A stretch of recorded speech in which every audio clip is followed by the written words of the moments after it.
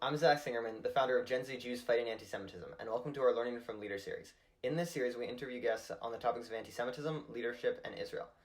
Today's guest is Ellen Hauser, who is a baker and who was featured in the Jewish Herald Voice for 100 days of baking during the beginning of COVID. Ms. Hauser, thank you for being here today.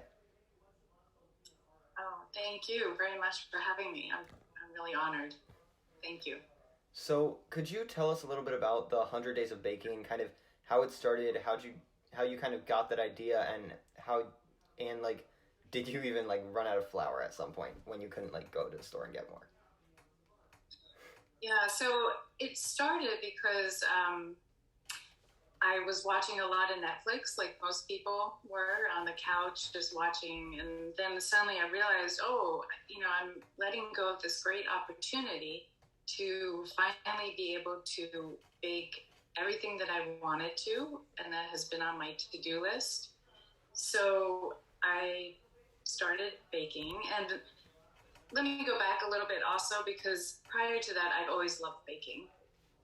And when I did, I would always post it on my Facebook page so that my friends could see, and I was very excited because I would make some fun things, and people loved it. And so when I started baking during the quarantine, I figured, let me share it. It felt like it was that philosophical question: if a tree falls in a forest, does anybody really hear it? So if I didn't show it, did I really bake it? Or, who was going to, so I started posting, and I put up days just because it coincided with the lockdown. Day 1 of lockdown, day 2, day 3. And then people started using it as a way to remember, how many days have they been stuck at home? And also, actually, some people would start to message me or post on my Facebook page, "Hey, Ellen, what's the bake today? Where is it?" And some days I was late. And so that's kind of how it started. And I did it until I couldn't do it anymore. So I decided 100 days, that was it. It was a lot of work, baking and cleaning every day, and also the research. I had to do research about it. So after 100 days, I had my final 100 days swan song, and that was it. And for the flour, actually, because I was baking prior to the pandemic, I always bought my flour in bulk. So I had a lot of all-purpose flour already, and so that held me for a while. I did run out of bread flour because that was a really hot commodity. And a friend of mine actually found me some, and I was all excited. Yay, bread flour. So, but it was great also because it was an opportunity for me to try out different brands of flour and test, how does store brand compare to this brand? And does regular store brand flour work well enough for making challah bread?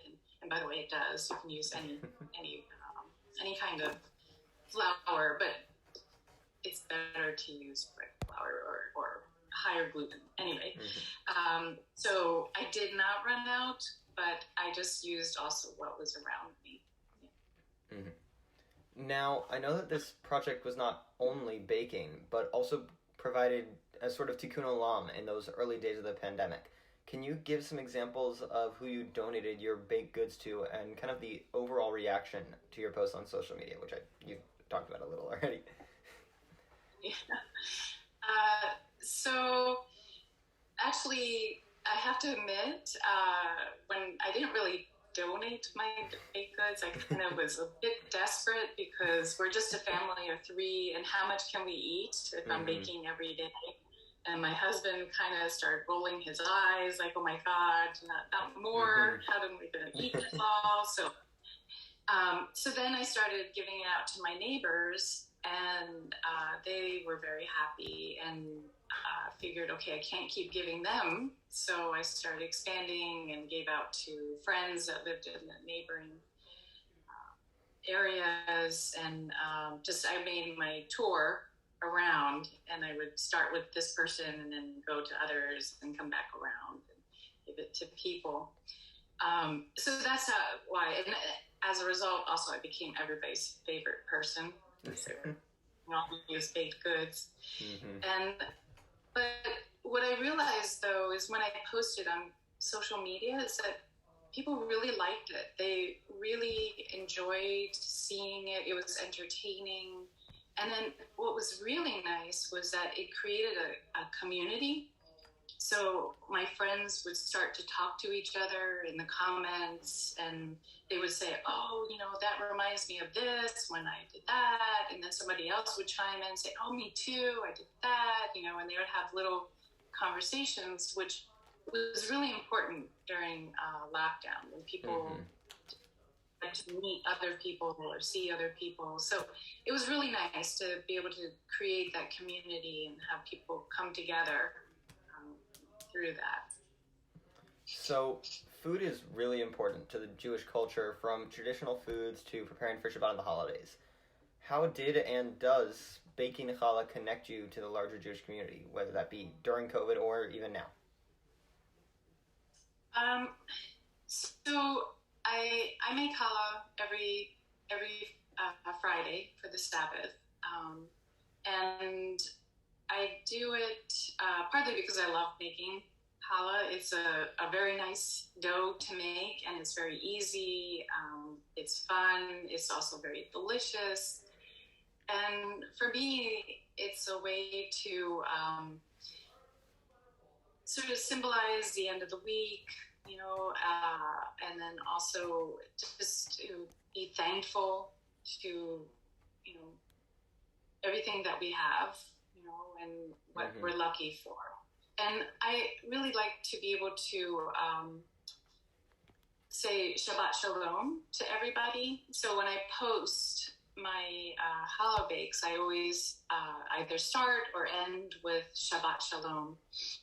And I love being able to wish everybody that. And that's really important to me. And it doesn't matter what their religion is.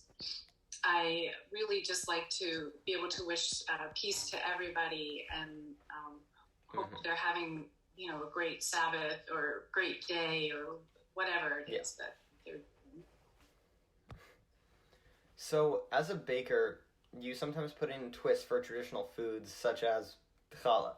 Can you give some examples of how you kind of come up with those new ideas? Yeah. So because I bake challah every week, and I want to entertain my friends, so I try to come up with different shaping opportunities for myself. So, for example, for Thanksgiving, I did a turkey shape, and then a friend, she had a special party, and the theme was teddy bears. So I made teddy bears. And then during the pandemic, there was a TikTok trend for frog bread. So I made frog bread using challah. And then sometimes these ideas will just pop up in my YouTube feed, because I watch so many YouTube videos. So I'll get ideas that way. Or people will send me something and say, hey, this is really fun, why don't you try that?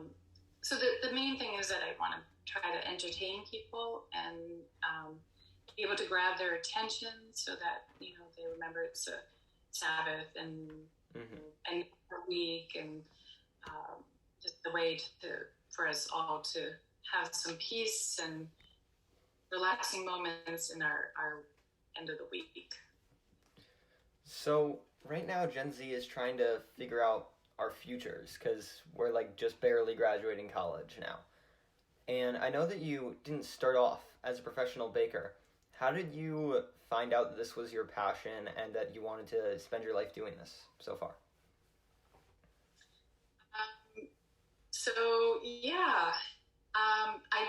not start out. You're right. When I graduated college, I actually was an economics major, and then I went into marketing. And I've always done things that are more like creative. So on the marketing side, so I always did writing, worked with graphic designers and things. So it's always something in communications. But I've always loved baking, and it's, I guess, something that connects me to my mother and grandmother, or I don't know who, maybe prior to that, whoever was bakers prior to that. So when I moved to Texas, I live now in Texas, and when I moved here, I had to take care of my family, so my son and my mother, and I left my job to take care of them, and that allowed me to explore other passions, which is baking. So it's, I guess it's, I don't want to say, not following what your passion is, that's not good, or, following it is good, because I really did like what I did, and marketing, it was fun and I enjoyed it. But then I also just want to pass on that, I think it was Mark Twain who said that if you love what you do, then you never work a day in your life, paraphrasing. So just try to enjoy what you're doing and find out what that is.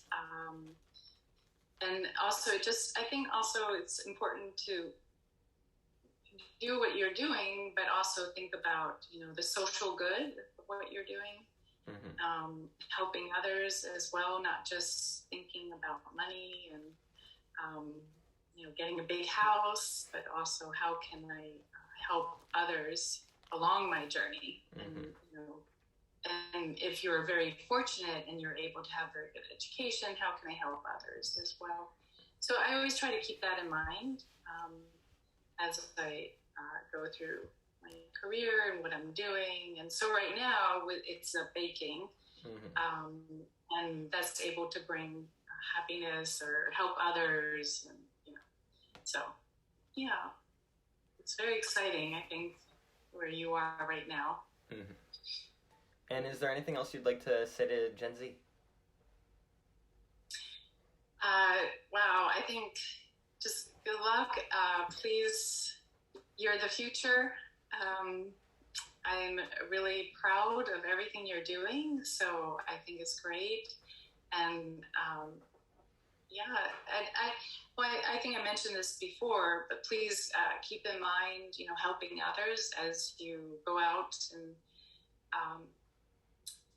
of course you want to, get all your nice things, but also while you're doing that, donate your time or donate your money or do something that's will help others as well. Yeah. Well, thank you, Ms. Hauser, for being on here today. It was great having you. Oh, well, thank you very much. It was really fun. Thank you. I'm very honored. Thank you.